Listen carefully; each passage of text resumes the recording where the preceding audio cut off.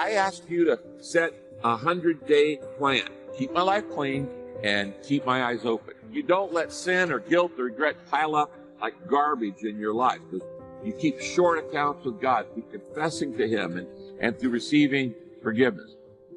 Protect your peace. We should get up each morning believing for a good day, expecting favor, knowing that God is directing our steps. At the same time, we should realize everything may not go perfect. Choose life that you and your descendants may live, making a point out of the fact that every decision we make not only affects us, but it affects the other people around us and even generations to come.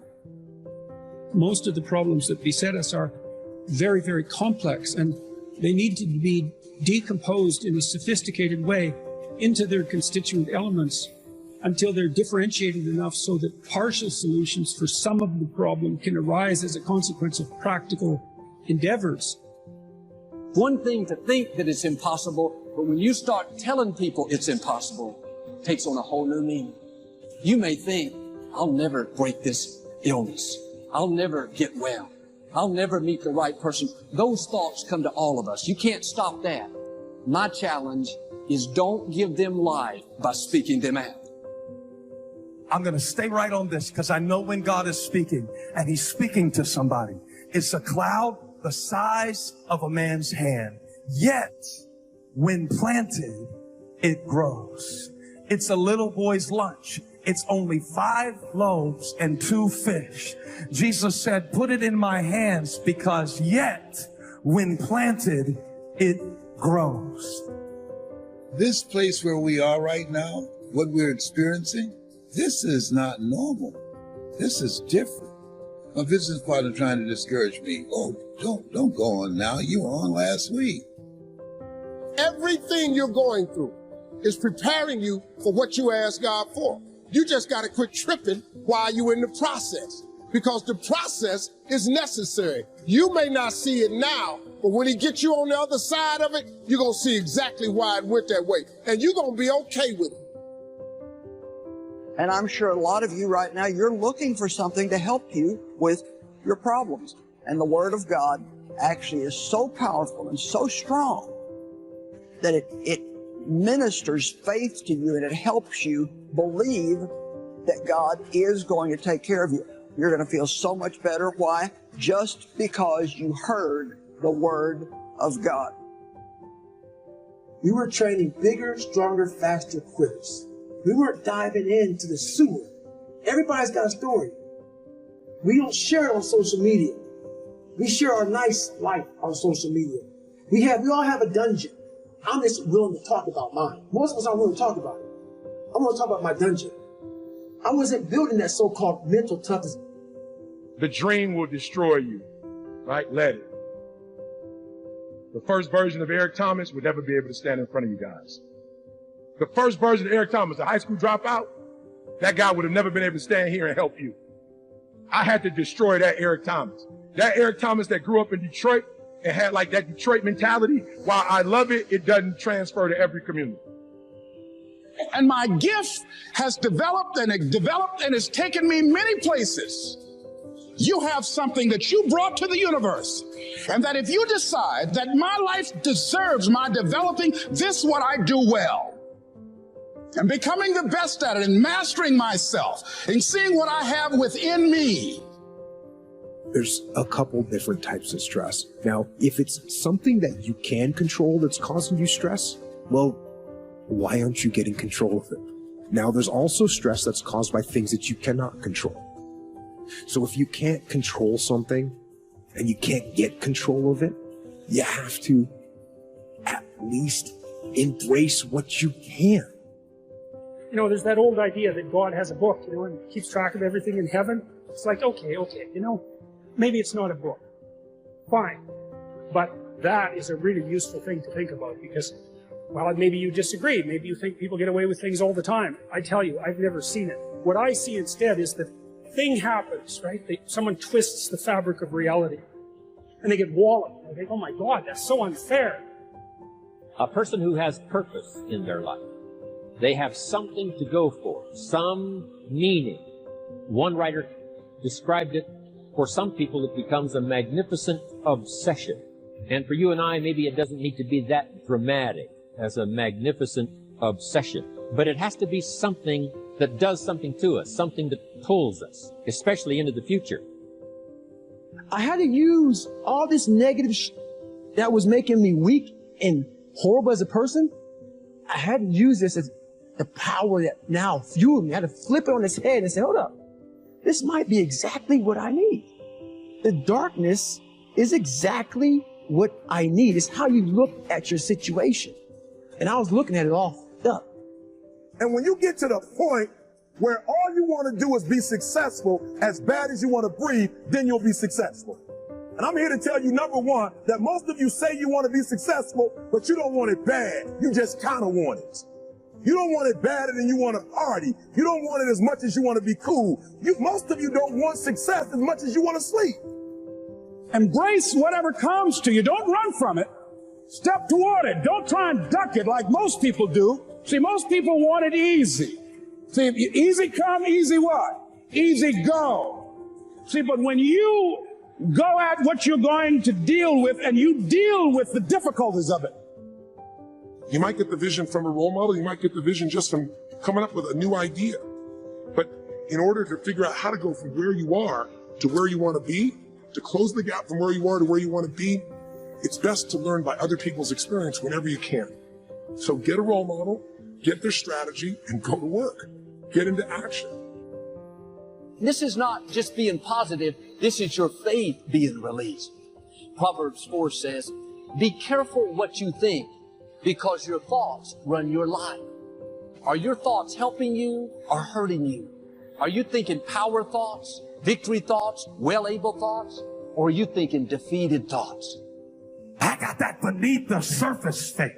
I got that Saturday faith, waiting on something to come up out of a tomb and resurrect for the healing and salvation of the world. So he narrated his situation with his faith. And so he became the father of many nations, and we are his seed. Failure means you've now learned another valuable lesson that pushes you one step closer to success. I'm willing to bet that I have failed more times than anyone in this room, because I have attempted so many things that you have no idea what I've attempted and failed.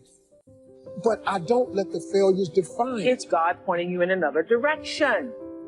Receive God's mercy. Don't stay mad at yourself. Whatever you did wrong, God knew you were going to do it before you did it.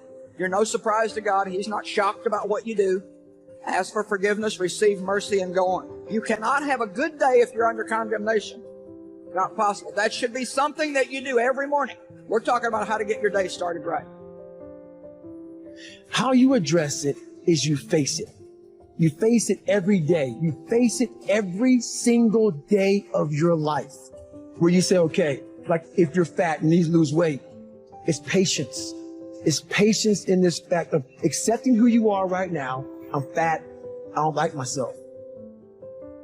Take full responsibility for your life. Accept where you are and the responsibility that you're going to take yourself where you want to go. Someone said we have two primary choices in life.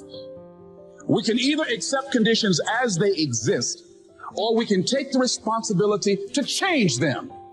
See, a lot of people want to exempt themselves from taking responsibility. All they want to do is talk about the problem. Can you change people that don't want to change? Of course you can change people who don't want to change. Now, for some people, leverage is not even the threat of their own life. Some people would rather die than have you tell them what to do. And so that's not the leverage. The leverage for them might be something for their children. Leverage for them might be spiritual growth. So if you want something to pull you through all kinds of challenges, all kinds of difficulties, and things that come at you, you got to have something on out there, beyond today, beyond next week, beyond next month, beyond this year, that pulls you into the future. And the clearer it is, the stronger it pulls. But they don't know where to start. They don't know where to start it. You know, they don't know where to start. And so they say, hey, where do I start? And when's the best time to start? And I have a very simple answer for that. Here and now. That's it. You want to improve? Where do you start? You start right here. And when do you start? You start right now. You initiate the action aggressively. Other things you're going to be doubtful about. You're not going to know which way is up and which way is down. But there are things that you're doing that you know you shouldn't do. Now, some of those you won't stop doing for whatever reason. You don't have the discipline, or maybe there's a secondary payoff, or you don't believe it's necessary, or it's too much of a sacrifice, or you're angry or resentful or afraid. Who knows? So forget about those for now. Work hard on yourself and develop the graces. All of the stuff necessary to become more valuable to the marketplace. I'm telling you, your whole life can explode into it. Promotions, no problem. Becoming more valuable to the company, I'm telling you, no problem. Money, no problem. Economics, no problem. Future, no problem. You just go to work on the right thing.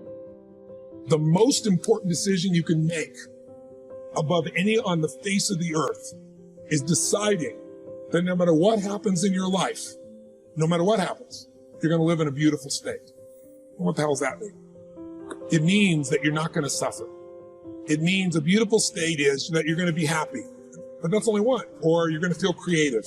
Or you're going to be passionate. Or you're going to be in awe of something. In the tough times, you have to especially be on guard. It's very tempting to vent your frustration. Tell people how the loan didn't go through, how bad the medical report was, how these people just didn't treat you right. But continually talking about the problem, that's not only going to make you more discouraged, but you're giving that problem more life. Turn it around. Don't talk about the problem, talk about the promise. God said it's time for you to start planting seeds of purpose.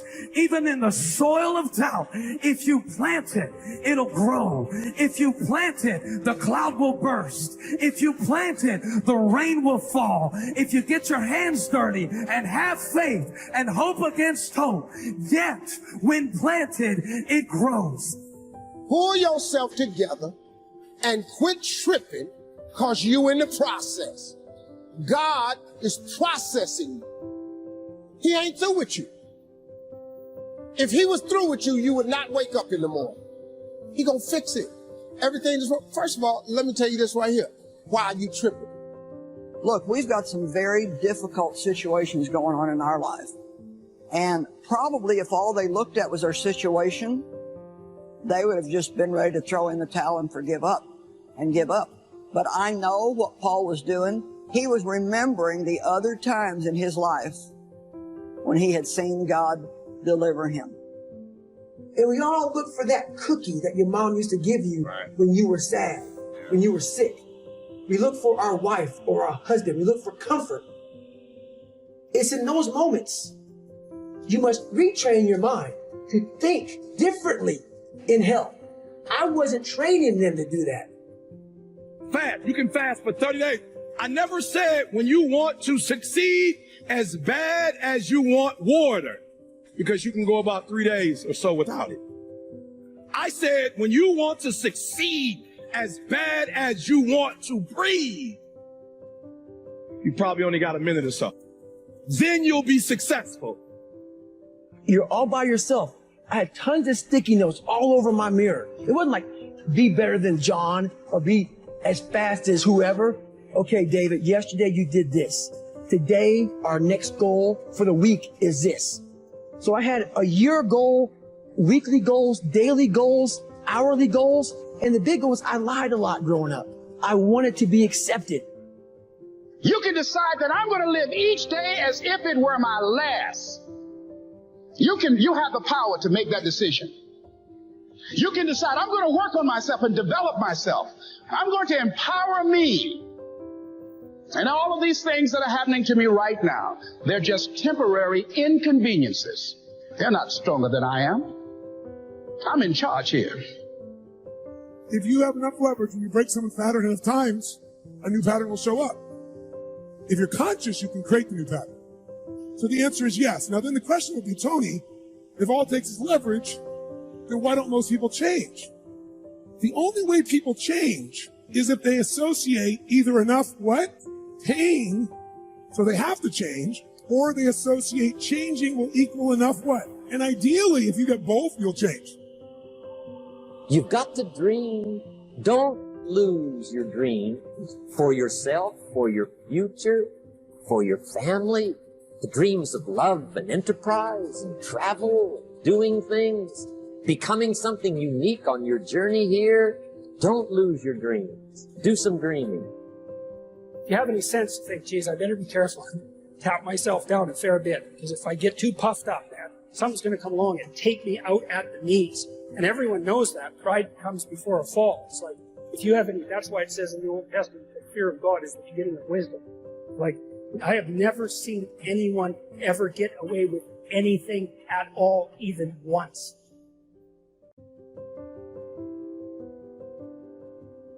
Every person may not treat us right.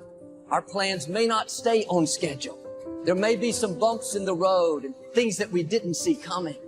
If you're only going to enjoy the day if your plans work out, then you're setting yourself up for disappointment. I like what you just said, and you are right, and I have done that. Telling God what to do is not praying, and it's exactly right. We give God our grocery list like he's Instacart. We can talk about making decisions in general, but I want to talk to you specifically tonight about making your own decisions and not allowing other people to make your decisions for you. For some reason in your mind, you associate dysfunction with success. You know to do better, but you don't want to do better. Self-sabotage, self-defeat is real. I woke up with anxiety this morning. Not last week, this morning. I'm the motivator. Hear what I say, it would mean something to them that will help them to get on the other side of what they're dealing with.